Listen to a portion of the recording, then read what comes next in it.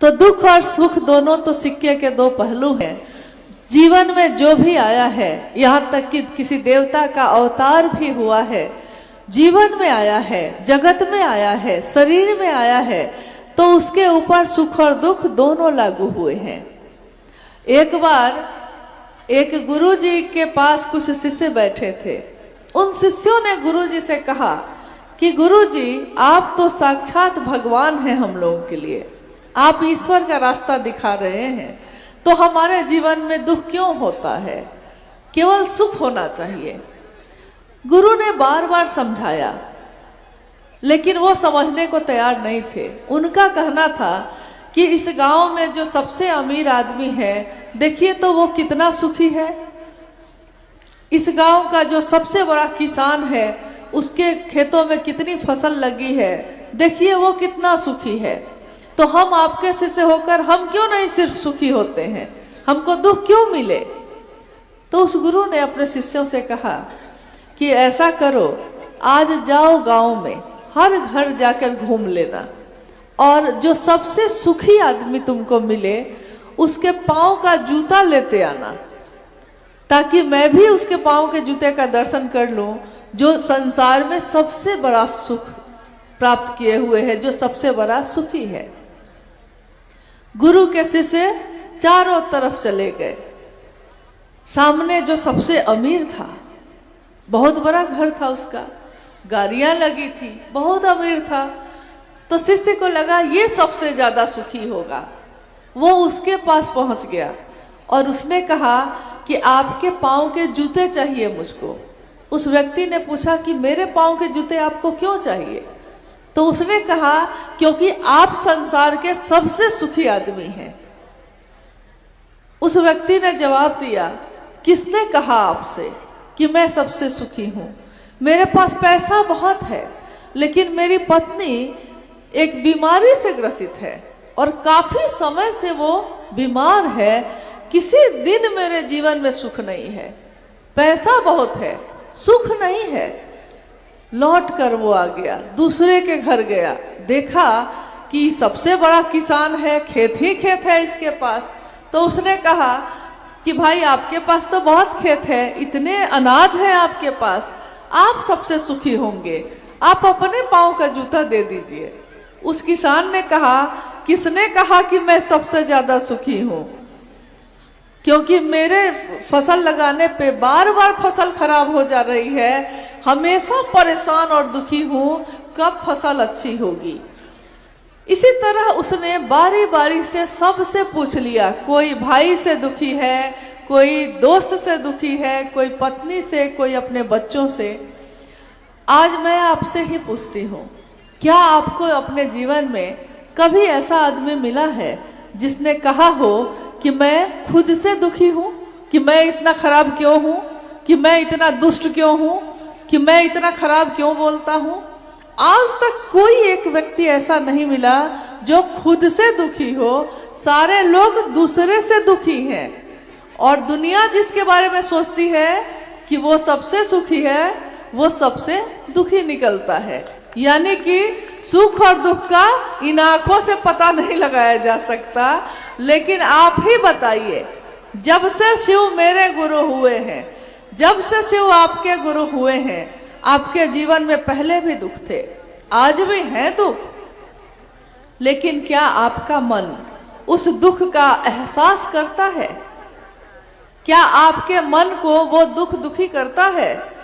क्योंकि अगर ये दुख देने लगेगा तो आप कहिएगा कि महादेव को छोड़ देते हैं। महादेव अपने शिष्यों के मन से सुख और दुख दोनों का एहसास ही मिटा देते हैं। दुख है तब भी महादेव महादेव करते हैं, सुख है तब भी महादेव महादेव करते हैं। इस शिव गुरु महोत्सव का आयोजन जो यहाँ हुआ है, उसके पीछे भी मनसा बस इतनी ही है कि जिस शिव को हमने जगत गुरु शिव को अपना गुरु बनाया है, हम में कोई योग्यता नहीं है, हम में कोई पात्रता नहीं है, लेकिन बस हमने इतना ही सुना साहब से कि शिव को अपना गुरु बनाओ और दूसरों को प्रेरित करो गुरु बनाने के लिए। 3 सूत्र करने से ये सारे रास्ते आसान हो जाते हैं, सारे रास्ते सरल और सहज हो जाते हैं। तो हमने शिव को गुरु बनाया और दूसरों से भी महादेव महादेव कहने लगे। कभी कभी ऐसे लोग मिलते हैं जो हंसी उड़ाने के लिए कह देते हैं, और कहिए महादेव का क्या हाल है। एक बार साहब के साथ भी ऐसा हुआ था। एकदम शुरू के समय में साहब ने कहा कि मैं जब अपने कार्यालय जाता था और अपने घर में तो महादेव महादेव की बात करता था, कार्यालय जाता था तो मेरे ऑफिस के लोग कहते थे, क्या हरिंद्रानंद जी महादेव का क्या हाल है। तो साहब कहते थे कि मुझको बहुत बुरा लगता था, मुझको लगता था कि मेरी हंसी उड़ा रहे हैं। एक दिन मैंने अपने महादेव को अपने मन से कहा, महादेव मैं आपका नाम लेता हूँ, मैं आपकी बात करता हूँ दूसरों से, तो लोग मेरी हंसी क्यों उड़ाते हैं, क्यों कहते हैं कि महादेव का क्या हाल है हरिंद्रानंद जी। आवाज आई, उन्होंने जो सुना, एक आवाज आई जिसने कहा कि जो अपना होता है, जो नजदीकी होता है, उसी से ना लोग हाल पूछते हैं। तो ये कम है कि तुमसे लोग मेरा हाल पूछते हैं, यानी तुम मेरे इतने नजदीक हो कि लोगों को पता है कि अगर महादेव का हाल पूछना है तो हरिंद्रानंद जी से पूछ लीजिए। साहब ने कहा, उसने तो हंसी उड़ाने के लिए कहा था, लेकिन मुझको तो महादेव की याद आ गई। आप मेरा मजाक उड़ाएंगे, लेकिन मुझको याद किसकी आएगी। इसके लिए भी आपने नाम किसका लिया है, महादेव का। हंसी उड़ा रहे हैं आप, लेकिन नाम किसका लिया, महादेव का। और नाम लिया और मेरे मन पूरी तरह महादेव पे चला गया। तो ये अच्छा तो है, जग हंसे हम रोए। और इश्क और मुस्क ऐसी चीज है, इश्क मतलब प्रेम मोहब्बत, और मुस्क मतलब विरह में आंख जो रोती है। विरह में बिछड़ने पे जो हम आंखों से आंसू गिरते हैं, इश्क और मुस्क दोनों नहीं छिपता है। इश्क किसी से हो जाए, वो पीठ फेरा के भी बैठा है, लोग जान जाते हैं। आप जान जाते हैं कि नहीं कि इसको इससे इश्क हो गया है, इसको इससे प्रेम हो गया है, जबकि सामने आने पे दोनों अपना मुंह छिपा लेता है, दोनों अपना मुंह दो तरफ कर लेता है। लेकिन उसके व्यवहार से, उसके चेहरे की लज्जा से, उसकी आंखों के देख के मुस्कुराने से आप समझ जाते हैं इसको प्रेम का रोग लग गया है। महादेव की बात करने वाले का भी आचरण देखकर लोग समझ जाते हैं कि इसको महादेव का रोग लग गया है। आइए हम लोग कुछ जिज्ञासाओं पे भाई सोमेंद्र जी के पास आई हुई है, उस पे कुछ विचार, जो ही मेरा ज्ञान है, जो ही मेरी समझ है, क्योंकि ये तो गुरु का मंच है। गुरु का मंच यानी शिव का मंच। हमारा सौभाग्य है कि किसी योग्य हम लोग नहीं हैं, न इस सम्मान के जो अभी थोड़ी देर पहले दिया गया। अरे सम्मान तो मेरे गुरु का है ना, सम्मान तो साहब दीदी का है, जिसके कारण आज शिव की शिष्यता हम सबों के दिल में पल रही है। तो सम्मान भी उनका, सब कुछ उनका। तेरा तुझको सौंप के क्या लागे मेरा, हमारा क्या सम्मान, हमारा क्या अपमान, हम कहाँ किस योग्य हैं। ये मंच गुरु का है, जो समझ में एक शिष्य के मन में आता है वो बोलता है। कोई विद्वान यहाँ नहीं बैठा, कोई बहुत बड़ा शास्त्र ज्ञाता नहीं बैठा। शिव ज्ञान देते हैं तो शास्त्र लिखे जाते हैं। शिव ने ऐसे ऐसे लोगों को ज्ञान दिया जिनको लिखने नहीं आता था, पढ़ने नहीं आता था। ऐसे कितने संत आए, कितने लोग आए, धरती पे ईश्वर का ज्ञान बिखेर कर चले गए। संत कबीर आए, संत रैदास आए, कितने लोग आए, उनको पढ़ने लिखने तो कुछ नहीं आता था, लेकिन भक्त हो गया था वो। तो हमने इतना ही जाना है कि कोई अगर बहुत शास्त्र पढ़ ले तो वो अच्छा भी हो सकता है, बुरा भी हो सकता है, दुष्ट भी हो सकता है। लेकिन कोई अगर भक्त हो, कोई अगर प्रेम करता हो, कोई अगर शिष्य भाव में हो, तो वो मूर्ख हो सकता है, शास्त्र नहीं पढ़ा हो सकता है, लेकिन दुष्ट कभी नहीं हो सकता है। हमेशा वो प्रेमी होगा, हमेशा वो झुकेगा, हमेशा वो प्रेम करेगा और प्रेम बांटेगा। आइए कोई जिज्ञासा है?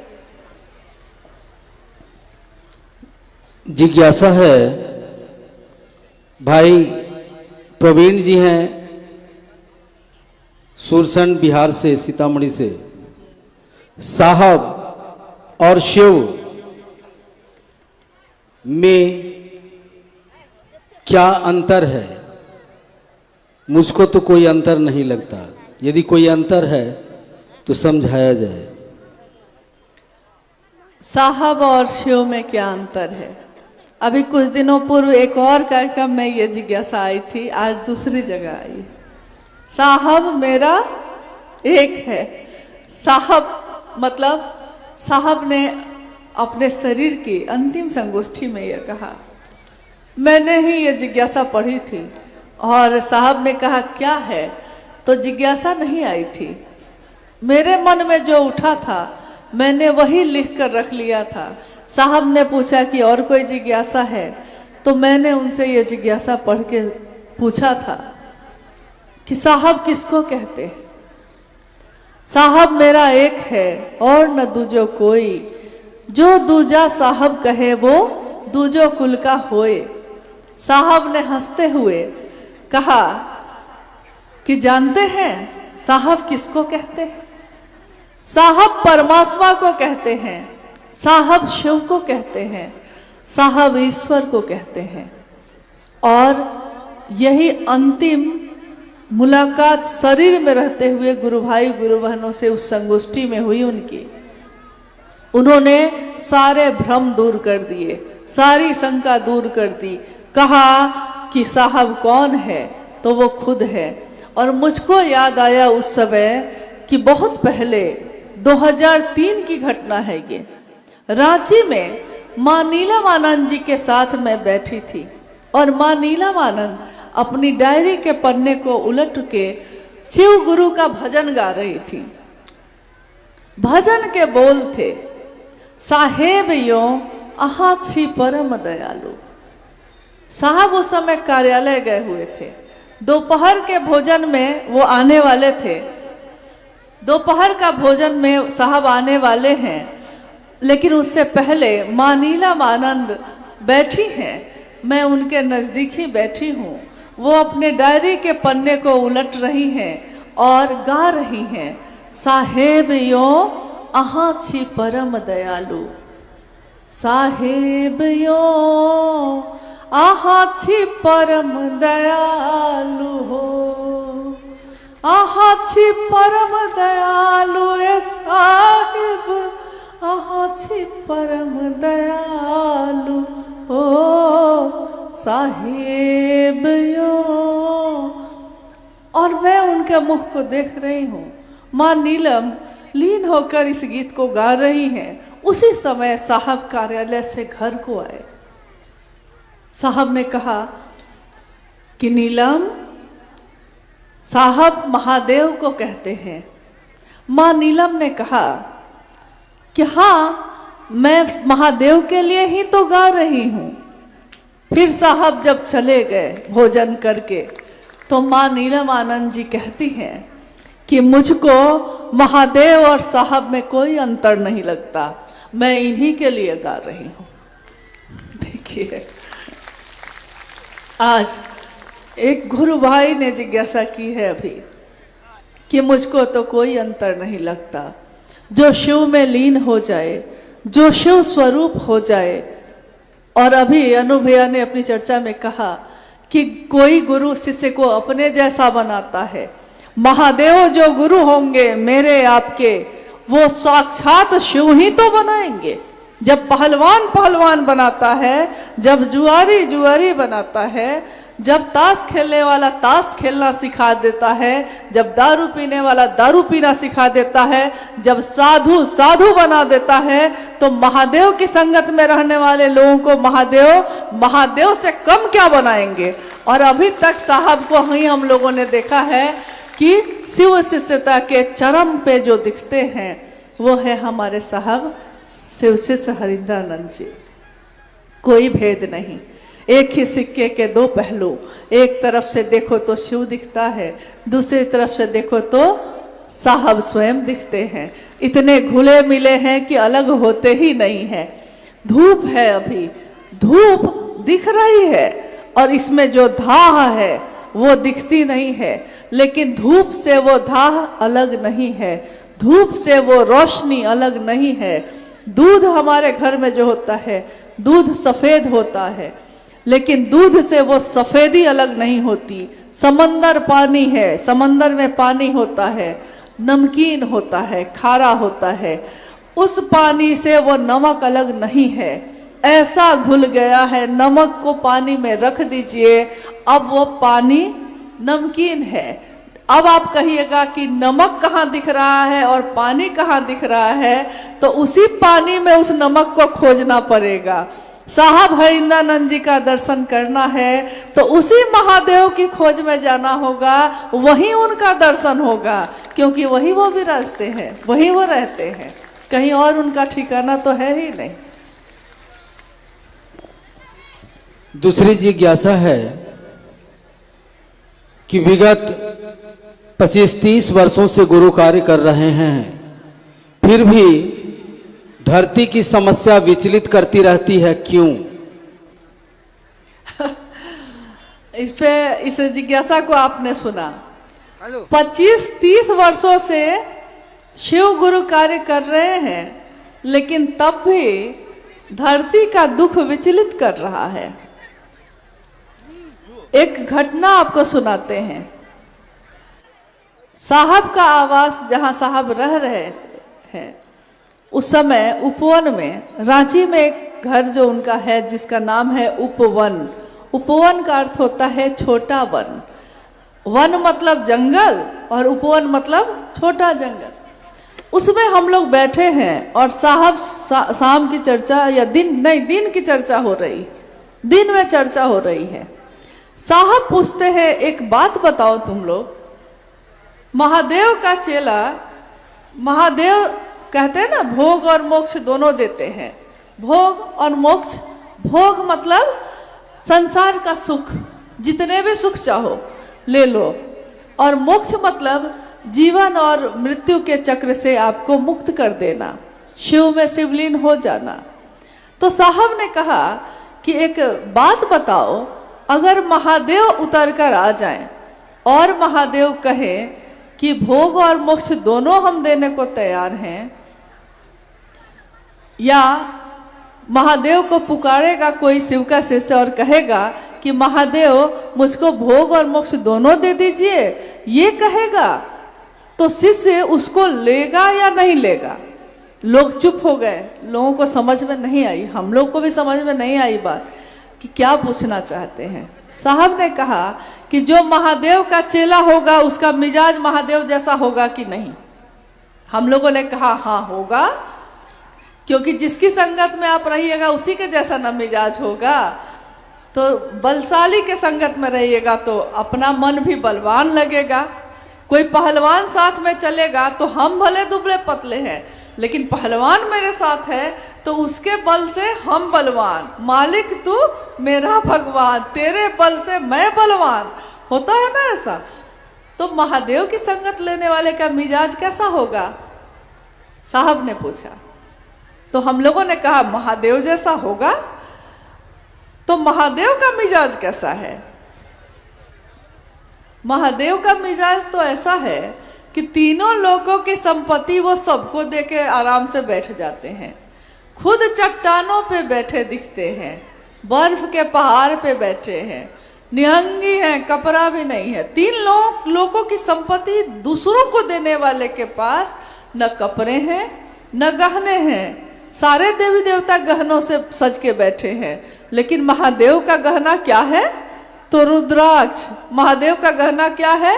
तो सांप, कलंकित चंद्रमा, त्रिशूल, यही है महादेव के गहने।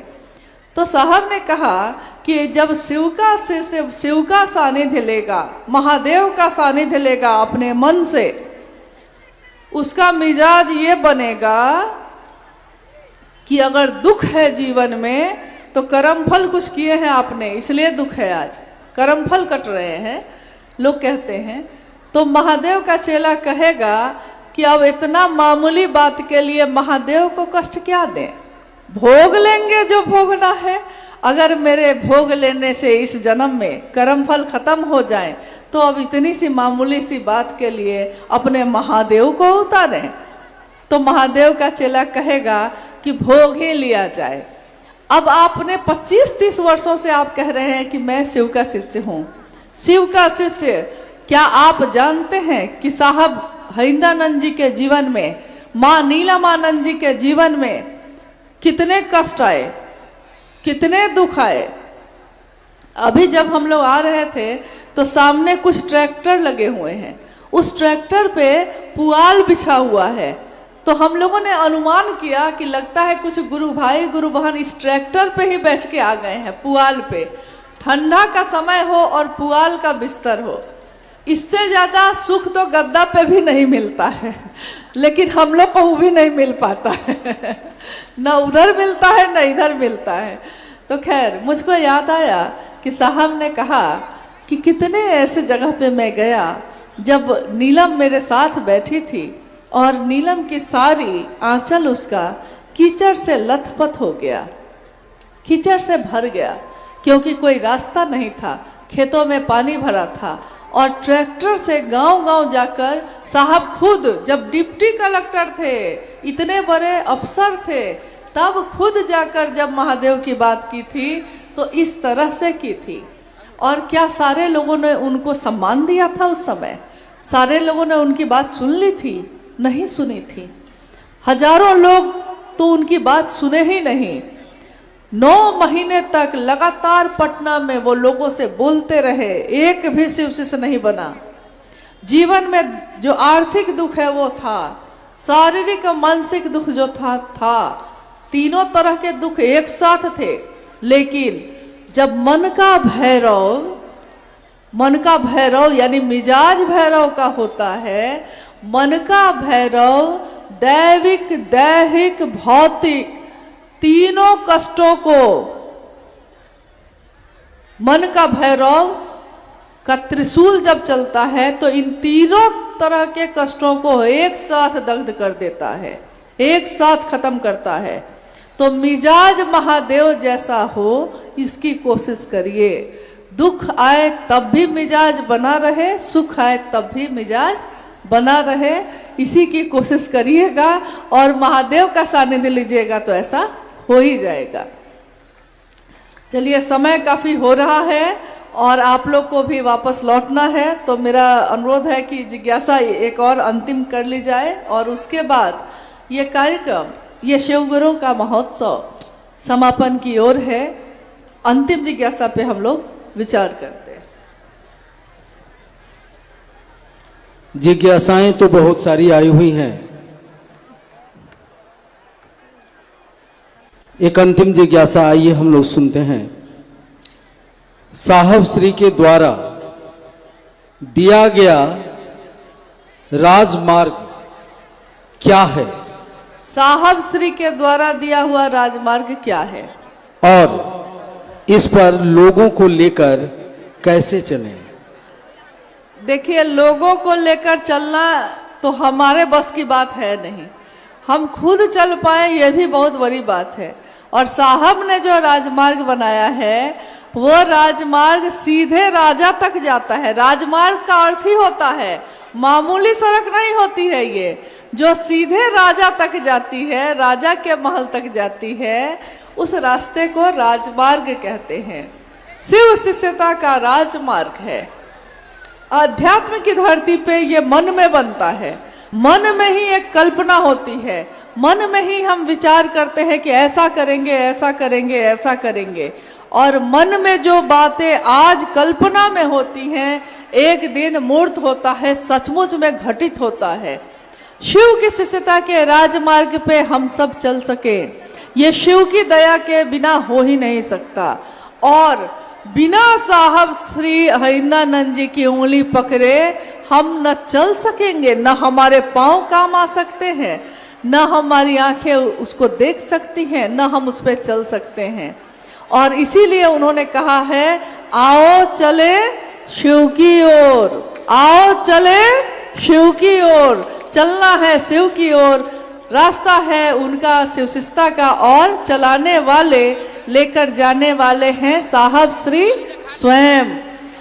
आज की इस शिव गुरु महोत्सव में आपने जो सामूहिक प्रयास किया, महादेव की असीम दया है, हम सबका जीवन शिवमय हो, सुखमय हो, अपने महादेव से, अपने साहब दीदी से मात्र इसी की याचना है। आप सभी के चरणों में प्रणाम।